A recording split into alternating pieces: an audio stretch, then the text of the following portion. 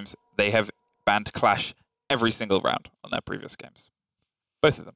I mean, Clash has been a pretty popular ban across all of Latin America so far, so I wouldn't be too out there to see a Clash ban, but I definitely think we're going to see a Lion ban coming out from Black Dragons here, just because that has also been a very prevalent ban. Yeah, these guys' bans have been a bit more interesting than some of the other teams. Habana, Glaz, Blackbeard, and Lion have been the 4 operators they've generally took, and there is Black Dragons take out Blackbeard. That's the second time they've got rid of Blackbeard, which may, if Clash isn't banned on the second time, this is probably going to be Glaz. I would say Lion. Oh yeah, it could be Lion actually. Yep, there he goes. That's the first time Team 1 have banned Lion. Maybe it's the first opportunity they've got. And now it's Clash and someone else. Probably a mirror, just because Border is so powerful to have a mirror on. But yeah, there we go. Let's go to Clash. But, I mean, if you're starting out on the defense, you kind of want the mirror, but you also don't want the other person to have the mirror either when they inevitably move on to their defense. So maybe Blood Dragons will opt for a Maestro ban here. I think it's going to be Maestro mirror. You can see they're taking a lot of time with it. They've realized this is what we're going to have in our pocket for 5, but we've got to lock off that 5. Now, mirror is unbelievable on this map. To be able to take a mirror onto Border is a big take, but you've got to be confident that you're going to set up those 5, because then they get mirror.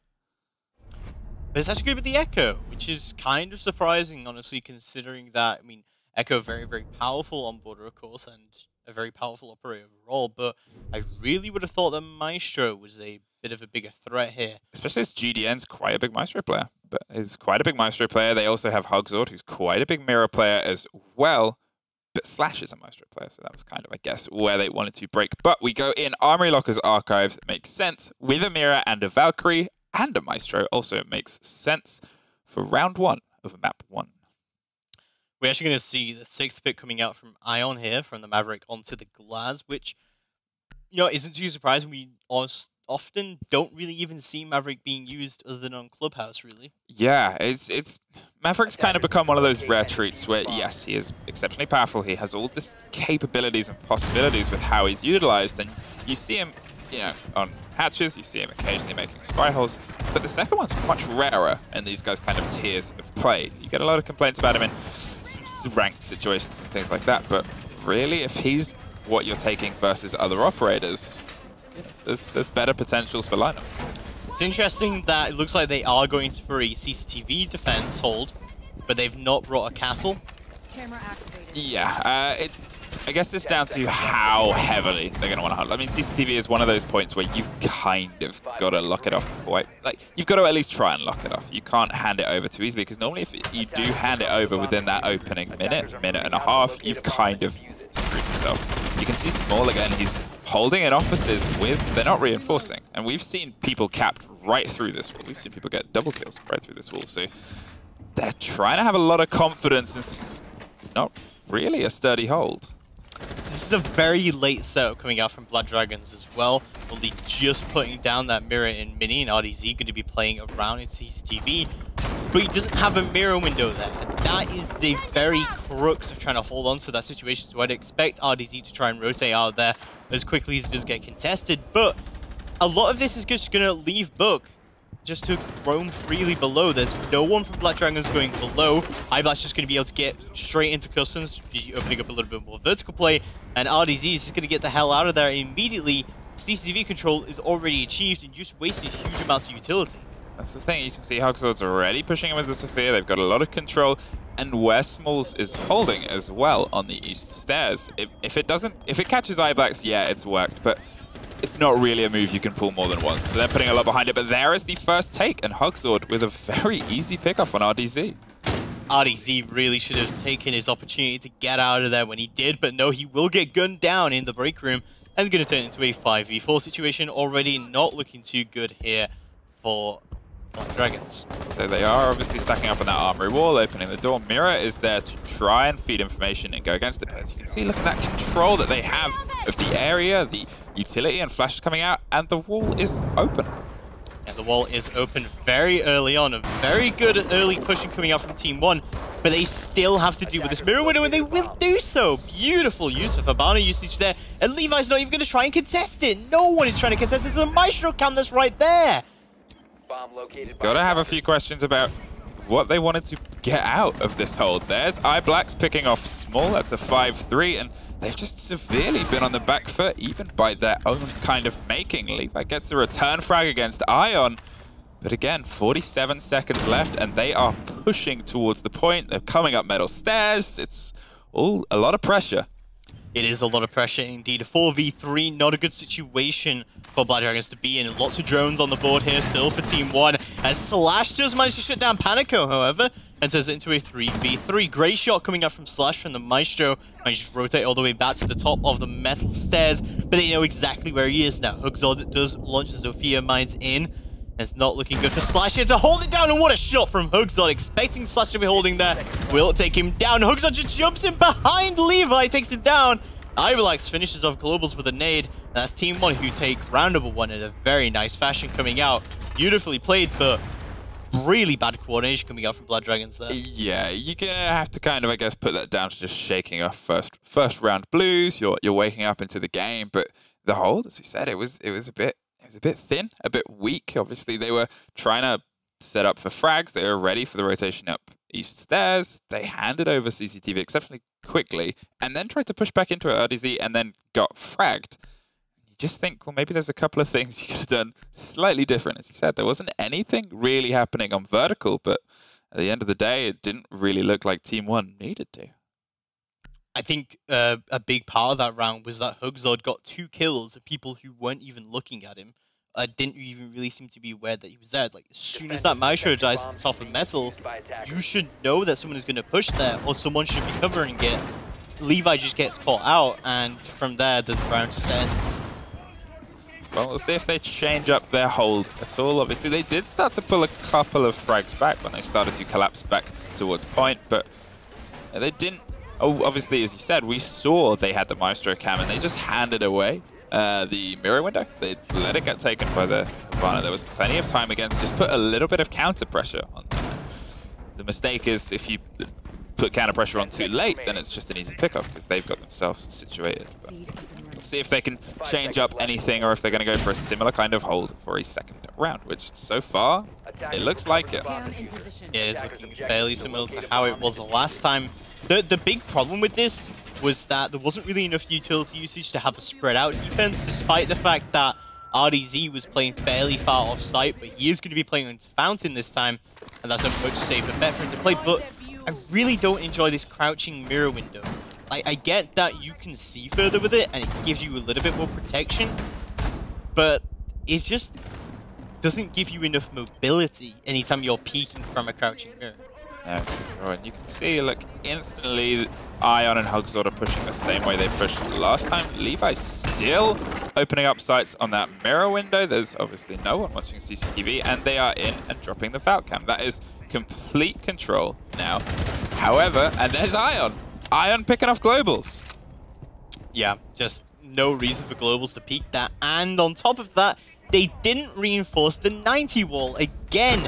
That is really not good for Blood Dragons here. They've already lost a member, and a pretty essential member to this defense as well. Legion going down so early on, but this time RDZ will actually rotate downstairs. There's a pretty good opportunity for his flank to come out here, especially if Team 1 aren't paying attention. But iBlacks from below will manage to score the kill onto Levi. Even if iBlacks dies here, that is definitely worth it for him.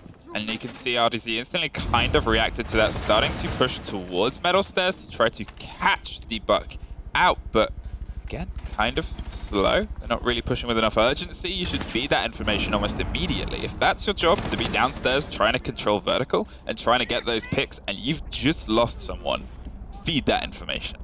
Definitely, RDZ is going to push up all the way up onto metal, trying to desperately find this kill where he can as we move into the final minute. Panico is going to find a few hits here.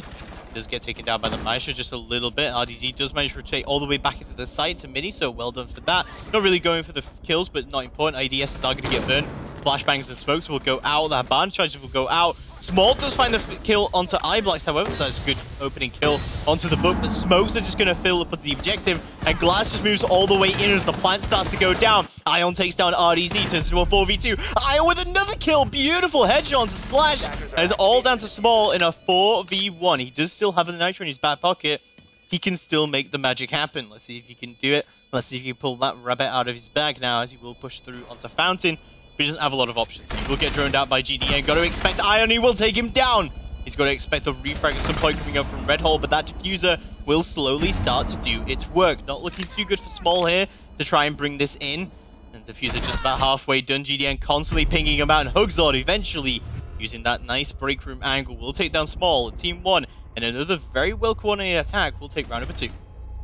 So I know they always say don't peek a glass in smoke, and yet we had 2 of them almost get caught out in that same smoke grenade. Obviously, the Maestro was a bit more unfair. He was just coming off cams and he was ready to kind of rotate. But again, we're just seeing these kind of mistakes from Black Dragons in terms of their movement, in terms of their team coordination. Whereas at the same time, Team 1 are coming straight as a unit. We're seeing great drone economy. There were still drones running post-plant, feeding the frags of the glass. Like, these are guys that have woken up to win.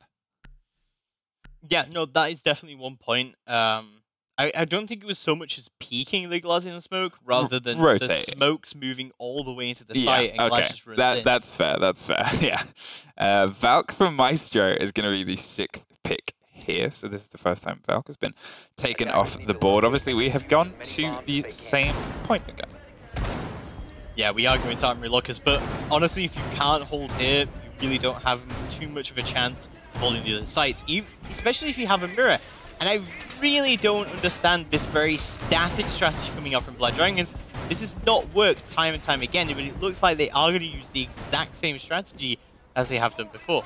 You start to think, obviously, there's no mistakes normally in a Pro League team's setup. They rehearse these setups unbelievable amounts of time. They've got well practiced. They know exactly what steps they need to take to set up their defenses. And as you said, this is the 3rd time we're seeing pretty much the same setup from these guys. There's obviously the change is in Bandit has shown up. Valk's off the board, and I believe this is the first time we've seen a smoke, or am I mistaken there? No, this is the first time we've seen Levi on the smoke. Globals has been taking up the role of Mira now. And I'm glad that they've reinforced 90 wall this time. So, no, it is looking like a fairly more, I don't know, viable strategy, I would say. Definitely bringing the smoke on Levi is definitely much, much better here, because the smoke is such a great counter to the glass. That's been a constant pain for Blood Dragons. I've started to question, obviously, they're almost refining it as they play. And it's those kind of steps where you think, okay, well, should you really be trying this in the map? It's always good to alter, it's always good to change up your operator picks for sure if a point isn't working. But there has to be a moment in a round, because you've only got 5 attempts on defense. And having a mirror, as we've said, on the defense of this map is so good. And yet every round they take as attackers, that's another round that you've then got to try take as attackers. So. This fountain wall not being reinforced is a little bit annoying from my perspective, just because it's going to allow Ion just open up a bit. I mean, Buck could rotate up, we could have Zofia charges going down. That fountain wall is going to be very, very hard to hold on indeed, but the thermite charges are already going down. RDZ is just not there to bandit trick at all, but fairly hard place for him to actually try and bandit trick. Small is going to get fairly aggressive with it. He's going to see the Habana, but can't land any of the shots. He's going to get peeked out, but the thermite goes down. GDN can't land any shots onto Small, and the Maestro just wide peeks it and takes the thermite down already. Now you can see, okay, this is a Black Dragons that's starting to wake up. We saw Slash was going for some aggression downstairs as well. They're forcing Team 1 to have to start thinking of angles and be a little bit more concerned on the attack. Panico takes down Small, but it's a 4-4. This is the best so far that Black Dragons have looked, and Levi still has all of his gas grenades. -1 more. Slash does find Panico, however. Yeah, good picks coming out from both sides here, but Levi getting so aggressive with it so early on. 50 seconds left on the board. It's like Team 1 are going to start to go for their execute. Waiting for the piece to come through, but Ion at the last second. Oh, what a shot from Levi. Takes the head clean off of Ion and turns it into what looks like a 3v2. I think Slash is actually down. And yeah, he will go down indeed. Executed by Iblax with the double kill now. 30 seconds left to go, and the execute really has to start coming into it from Team 1. There's still plenty of utility on the board here from Hugzord, it looks like, and Iblax does still have quite a lot of skeleton key rounds left. So Hugzor will start to move into the offices, but he's got to contest the mirror window. It's not looking too good for him to try and contest that area. 18 seconds left to go. The metal pushes come through, but Levi is going to peek it all out. He takes down iBlex. How does he not get refragged by Hugzor here? Just move all the way and gets down one. Hugzor can't get the double. Oh, what a disaster. Hugzor can't secure the kill. Globals will take him down. Blood Dragons take their first round on defense. See, that was exceptionally close as well. For the 2-2, for them to pull it back, you saw that they came across that other mirror window outside Fountains, and they knew exactly, I can't push this. I can't take this. There's no way that can push. They got on the rotate, and Hugzor did almost pull it off. However, as we've said, that was easily the best Black Dragons have looked, and even then, it was still arguably kind of shaky. There were points where they didn't look like they were ready for certain pushes. They didn't look like they were ready for certain firefights. And as you said, they were getting a bit aggressive and arguably a bit of luck on their side. Arguably, a little bit. Arguably. There's always good moments, but I think when you peak a Glaz with the Vector, you've got to have a lot of confidence. With the SMG-11. Oh, was it the SMG-11? Yes. Oh, was it not Mirror who got the kill? No, no, it was Levi on the smoke. Definitely got the kill. But yeah, very aggressive indeed coming out from Levi, but really good SMG-11 usage coming out from him. And, you know, the first time that we've seen him swap onto the smoke is the first time we've seen a Black Dragons victory. So definitely something to be said there. Anyway, with the objective rotation parameter being 2, they will have to rotate to a different objective now. They will choose to go downstairs into ventilation. What do you think about this objective? Well, vent is obviously, a lot of people say you still generally have to do a similar hold. You've got to keep control above because it is so integral to just keep vertical on this. If you lose vertical, arguably in a lot of cases, the round is already over. So I think a big part of how this will play out will be how Globals plays it, where those mirrors go, and also where those Maestros go, to be fair. You get a little bit more freedom, obviously, with your Smoke, with your Jaeger, and with your Valk, but I think Mirror and Maestro and how they're played are going to be quite instrumental in this. It's interesting again that there's no castle coming out from Black Dragons, despite the fact that it's almost a default operator at this point on this particular site. Yeah, I mean, we're seeing not a huge amount of operator rotation from the attackers. They've generally locked in the same decisions they've had, so you know so far at this point they're going to normally have the Glaz, they're going to definitely have Hugzor on the Zephyr, and they're playing it well. So to be fair, it'll eat utility. That's your worst case with the castle, and that's a fine worst case on a point like this. It is. We will see Team 1 already gaining control over this east balcony and east stairs. Getting quickly over here is definitely very important for Team 1, and something they've definitely been able to do throughout all of these rounds is quickly gain control of vital areas for their setup. See, obviously a lot of camera usage. Maestro stayed downstairs, which is a bad place to leave him. There's Globals playing downstairs as well. So, not sure if both the mirrors are downstairs or if they set them up. But iBlex drops RDC, and Jaeger follows not soon after. There is 2, and I believe maybe the only 2 anchors gone. Yeah. Oh, they're not anchors, roamers. Roamers, yeah. Beautiful shots coming out from iBlex there. Ion takes down Levi, and this was looking like a flawless round for Team 1 if they can still pull off the execute. But we're just about halfway into the round now, and Black Dragons have lost 3 of their operators, including the Smoke, and they've lost complete map control. Global's going to be trying to peek onto the hatch to see what he can do there, but not seeing too much going on from him. So if I just have that Nitro Cell in his back pocket, looks like it's fairly getting aggressive with it. Smalls just get drone out. However, not looking too good for him at all, as the push does start to come through from all sides. The Maestro will peek out to the hatch. Ion sees him, but goes down. That is unfortunate. Small takes him down easily as that and hides behind the vending machine. But it's a 4v2, and the push is starting to come onto the site. Globals is left alone on the site. It looks like Small still hiding in the bathroom there, not having too much of an impact here. So I did say it would come down to how the Maestro and the Mirror played it, and they are the 2 left. So now they've definitely got to play all of it. But Panico quickly shuts down the Mirror from above, and Hugzor is there to clean up Small. Again, lots of really good drone usage coming out from Team 1. Great drone economy, as you mentioned. Just having multiple drones right at the last second is beautifully played from them. And honestly, that's probably one of the major reasons why they've won most of their attacks. That, and maybe some small setup mistakes coming out from Blood Dragons, but most importantly, kind of a lack of communication from Blood Dragons, it seems. Yeah, exactly. It's something that's seeming to come across more than anything. Obviously, you never really know how in tune a team is unless you are sitting there in the comms and going over it with them. But from how they're playing and from the kind of movements they're making, you question how much confidence they have in the information they're getting and how that's kind of balancing across their play. Now, at the same time, as we said, the drone economy from Team 1 means that these guys are obviously actively feeding this information to each other. They are paying a lot of attention. And the defenders, Black Dragons, they've got Maestros, they've had a lot of Valkyrie, they've got a lot of possibility to get great information. And you're just kind of wondering, how are they using it? That is true, but the black eyes that we have seen gone down have gone down in fairly obvious spots. They're being quickly picked up very early on. Black Dragons haven't had too much success with intel gathering, and maybe we'll have a bit more success on the attack.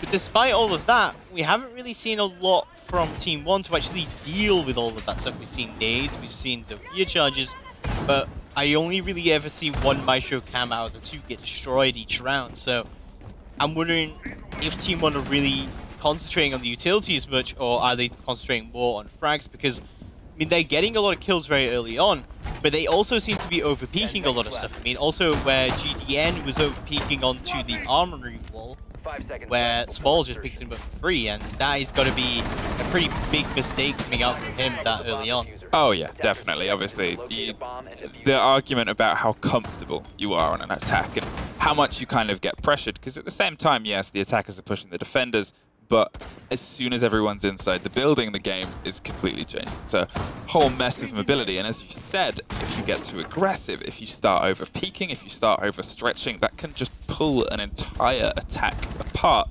And that's arguably what some of the best defender players in the world, some of the best roam players and off-point players do. They kind of expose that. They play with attackers, and they pull them out of positions, and then they get them when they need to get them, which works if the defender's a communicator. Yeah, it definitely does. We'll see how Team 1 try and take this, but it looks like they're going to go for a fairly similar strategy to what they came for last time. That's quickly opening up into offices there, droning it all out. Beautiful drone position from them as well. And that's often a very good nade position as well. We've seen them kind of... I think something to note about how Team 1 are attacking is they're going against the same point, but they're generally doing the exact same pushes. They're going from the same sides, they're doing a lot of similar motions, and you kind of think, well, how can Black Dragons expose that? And there we go. Levi, as you said, getting aggressive, counter-peeking them when they're slightly in the open, out of position, and too comfortable. Good refrags, however, coming out, and Small does go down, but yeah, as you said, just getting very aggressive with it on this armory mirror.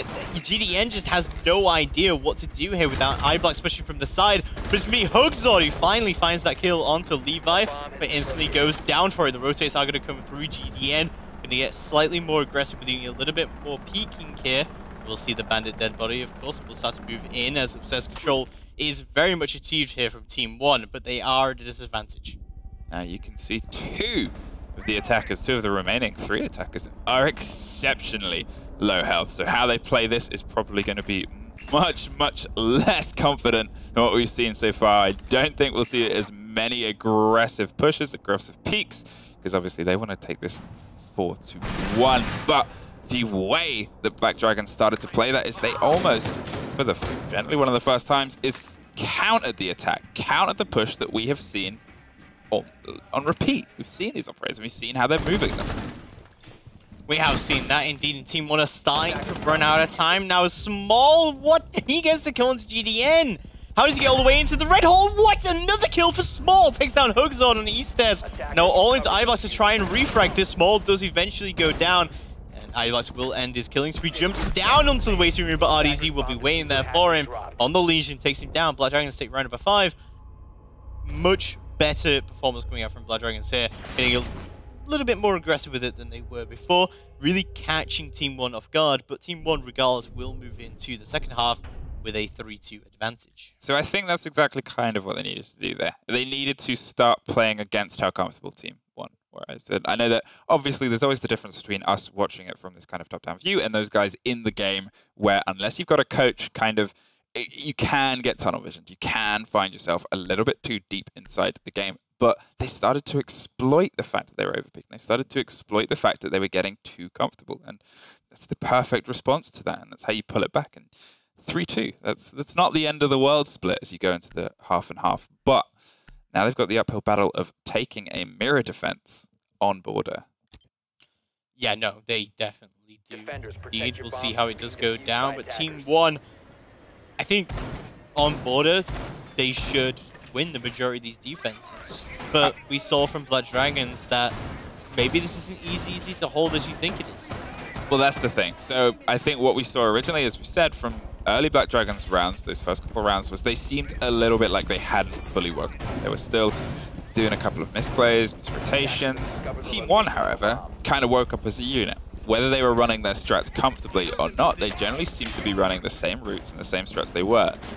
If that translates to defense, they could find themselves locking up a little bit more comfortably than Black Dragons. Potentially. We'll see how it goes down. We move into round number 6.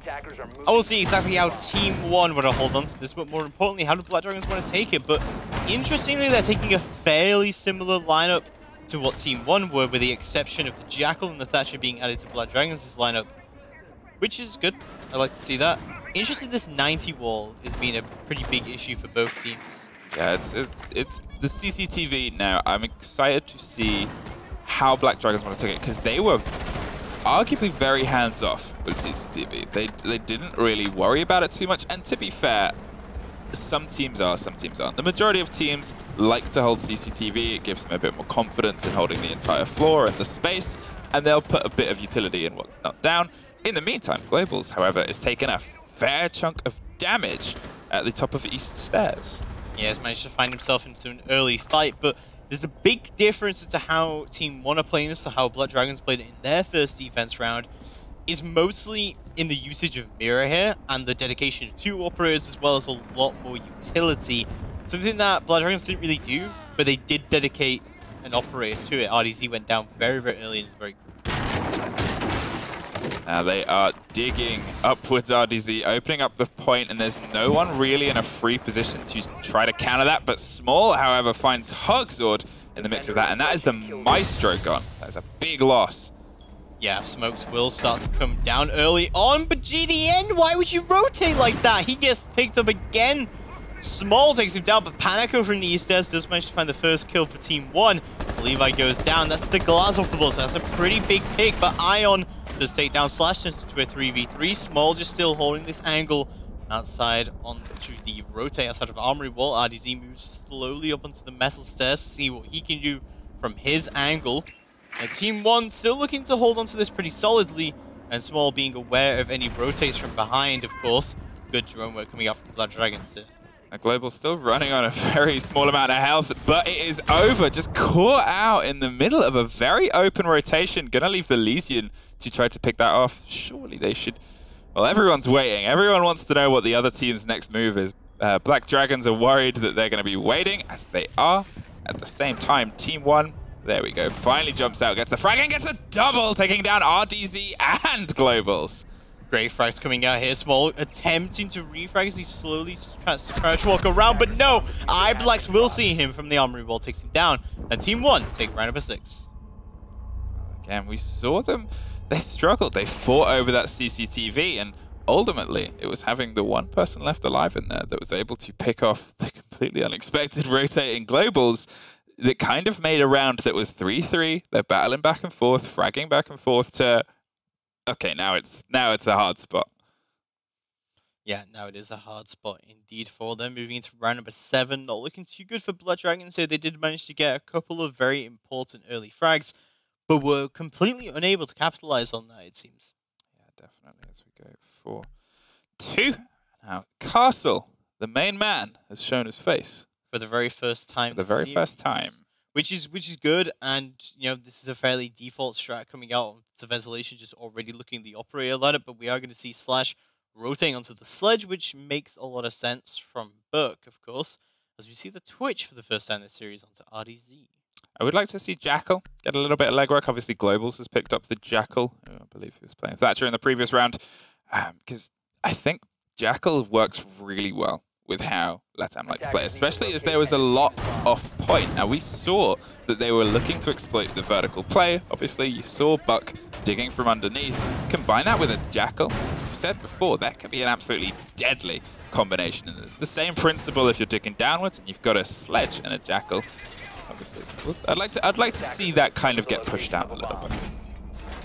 Yeah, I would also like to see it pushed out a little bit. We'll see how it goes down as we move into round number 7's defense. And of course, as we mentioned before, this tends to be a fairly top-heavy defense, which is why it makes sense to dedicate castle utility, ADSs, mirrors, all of this off-site onto upstairs, just to abuse those vertical angles. Yeah, this is, again, we've said, vertical. You've got to lock off your vertical on this, and that's why they've bought, obviously, Panico on the castle. And currently, they're generally, looks like oNe is just going to hold the armory wall as well. Hugsword, the mirror, is what looks like maybe the only one still down there. Everyone else is above. Everyone else knows just how important vertical control is. We'll see if they can hold it. We'll see if they can hold it indeed. RDZ going to move quickly onto the east stairs. In east side control completely into Black Dragon's favor now. We'll see if they can try and get this wall open, but it's not looking good for them because the way in which Black Dragons defended this is very, very different to how they're attacking. RDZ will get quickly in here. Will manage to take all 3 bandit charges off the wall, but it's going to be Levi who gets the first kill of the round. Panico already down and out of the castle off the board so early on. Luckily, Castle, theoretically at this point, has got all of his castles down, but where he looks like he was caught out there, looks almost like he was caught in a rotate underneath. So I guess we obviously didn't see it, we can only assume, but you can see iBlack is having to pull slightly further back towards Armory, just give a little bit of officers over because they were all over the wall. Ion's going to try something a little bit cheeky, see if they can catch anyone out on East Stairs, and they don't! They threw that away! RDZ with an easy cleanup there on Ion. Ion waiting way too long to go for a run out. RDZ easily able to wait for him and pick him up for free. Team 1 not looking too good right now in a 3v5. They've lost quite a lot of control. No vertical play, but iBlack still able to rotate into customs. Does still have the opportunity for a flank and also the opportunity to waste a decent amount of time here. Let's see how it goes down as iBlack is actually going to get jackal tracked. That is unfortunate, as he's not going to be able to make anything happen here. GDN is going to be onto servers, trying to see what he can do. Hugsword still has a Nitro in his back pocket, however, so there's still a lot of potential coming out from him. But it's going to be Globals who scores an easy frag onto iBlack's. Not looking too good here for Team 1 at all. GDN does manage to strike back with the first kill for Team 1 this round, but RDZ goes down, but not the hopes of Black Dragons just yet. Oh, GDN! What a beautiful shot from Slash. Gets the headshot with the SMG-11, turns into a 3v2. Looking much, much better for Team 1 to bring this in. Smokes are going to go out. Not a lot of pushing coming out from Black Dragons, surprisingly. Not really making use of their utility just yet. Small going to move all the way in to try and go for the plan. They've got to be aware of this. They are going to hear the smokes going down. Nitro is going to go out from Hugsword. He's not going to hit his mark, but he sees the diffuser going down. Levi takes down Hugsword, and it's all down to GDN, who does successfully take down the Thermite, but he's really got to clean up house. He's got to take 2 more kills on the board here. He does have his trusty SMG-11 in hand. Let's see if he can make something happen. As he pushes through onto the metal stairs, tries to push all the way through into customs. So you can go for some very cheeky rotate here, but you see very long angles held by Levi now and Globals. Yeah, kind of surprised that no one is rotated above. Yeah, well, they know exactly where they want to be. They know exactly what they're up against. And somehow GDN still makes it work with that SMG. Unbelievable shooting. Gonna smoke out the cover. Has to do it now or never. And unfortunately, it is never. Globals cleaning that up from the side. But what a use of that SMG. Absolutely beautiful usage there coming out from GDN. Just an absolute god on the SMG-11, scoring crazy headshots with it. It was a good attempt from him, but he will not be able to bear the fruit of it for his team, as they will lose round number 7. But ventilation is not an easy side to hold. No, it's especially compared to the first Armory. Normally, if they've got Armory and they've got a good mirror player, you expect them to be able to take it. You expect, if they can form the defense around it, it's just so familiar and so comfortable. Bathroom Tellers, though, they're going to rotate straight off of Vent. They don't want to go back there.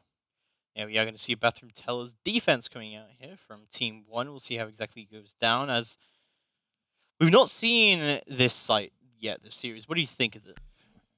Well, arguably you can, yeah, arguably you can hold it in a similar way. You can lock it off from above. I think some of the big points you've got to be worried about. Obviously, office wall becomes very, very a big point of contention.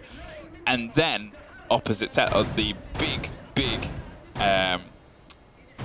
I'm trying to remember now, west side, no, south side. The big south side opening where you've got the drop down, you've got the windows. So my mind, the joy of my monitor consistently coming out. The big south side, you've got to be worried about those windows and the control there. But at the same time, the ability and the power of a run out on that side goes up exponentially. Because normally, you don't hang around there too much. Normally, you try to get off of that point and you try to get out of that point. And it kind of opens up the argument or the possibility of, well, we could take this and we could push this, we could hold this. This is a sight line, this isn't a sight line. There's some interesting aspects to this point. There are some interesting aspects. We'll see how it goes down. As we'll see Team 1 holding on to the upstairs, as is noted. And honestly, kind of still holding it in a fairly similar way, playing that sandwich mirror yet again, and holding very aggressively into the officers area, but obviously dedicating a lot more utility this time to that area. I'm kind of surprised that Maestro hasn't opened up, or Smoke hasn't opened up a little bit more vertical play here. Yeah, I mean, obviously they kind of gave up a bit of ground early on in the previous round. They lost the castle from what looked like a rotation pretty quickly, which is never good.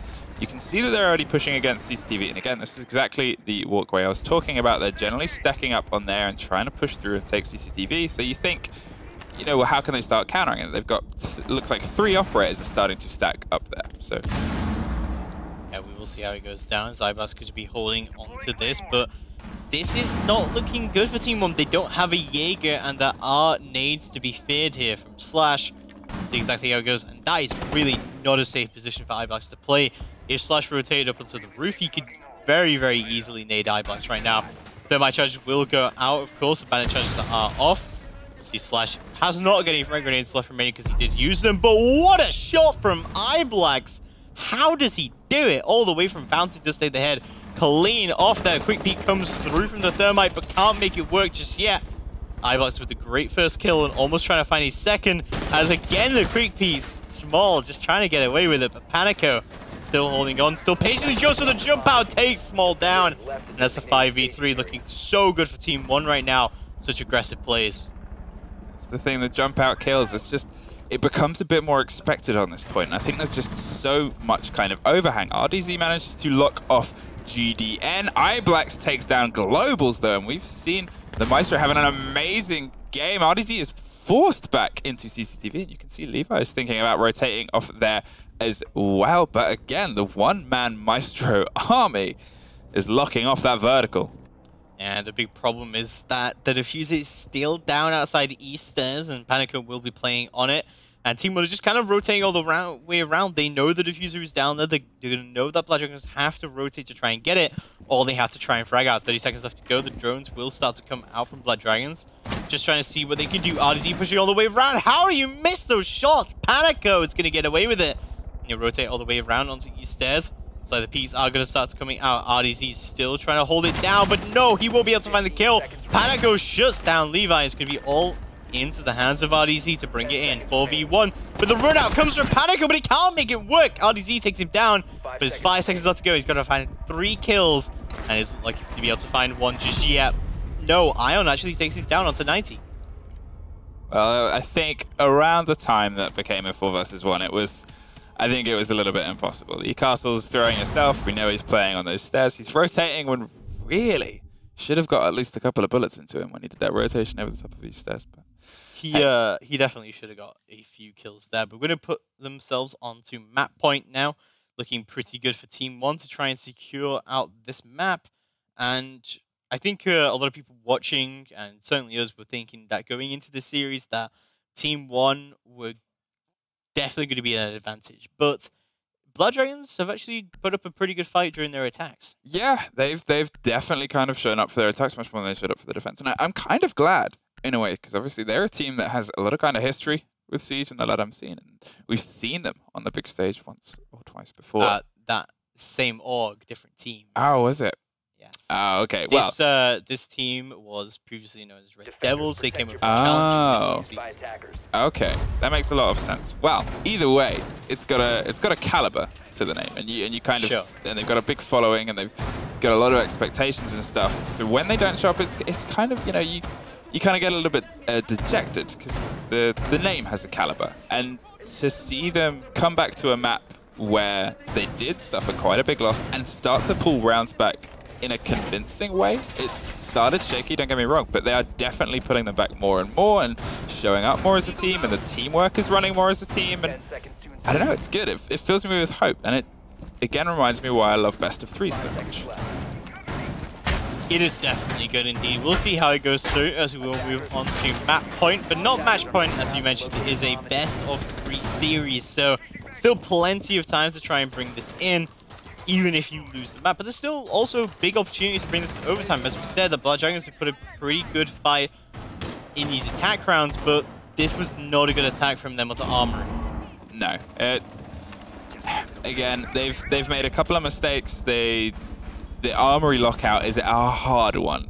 If we talk about points that are favored to attackers or defenders, an Armory where they have a mirror, it's favored to the defenders. So they've got to pull out something special to be able to take this, especially against a team that has already taken it once. But hey, they keep waking up, you never know. Yeah, we will see Slash trying to open up some vertical play here to see exactly what he can do. As the rest of Blood Dragons will start to drone them out, but we're not going to see too much action coming out just yet. 1 minute into the round. iBlack's determined to still hold on to this yet again. Seeing this very aggressive CCTV hold coming out. Panico getting ready for a rotate on the east stairs. And he's going to do so! Oh no, the timing! RDZ going to go down as he puts a Claymore down. That is horrible timing right there. And it's going to be Levi who also goes down. And it's going to be a 3v5 already. Yeah, well, that was rotten all over, really. You do wonder why he didn't just check a little bit further, because we've seen them do very good on their attack, at least, of checking corners, checking positions, and checking for those aggressive plays that Team 1 have been doing. And now you can see, now they're a bit more concerned. Globals just gets taken by some beautiful shooting by Panico. Absolutely beautiful shot coming up from Panico. Slash somehow finds his way onto 90 and jumps all the way, and Ion quickly finds him. And Ion takes down Small as well with the pistol whip. Team 1 take round number 9 flawlessly and take the map 6-3.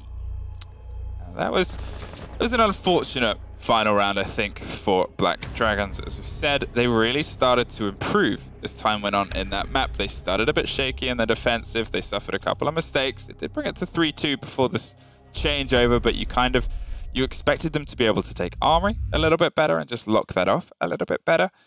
But at the end of it, you know, to end on that one when you are starting to get into the game and you're going against an Armory defense, which is so hard. It is so very hard. But don't forget, this was Team 1's map. We'll have map number 2 up of Bank. It's going to be Black Dragon's choice in just a few moments after this small commercial break.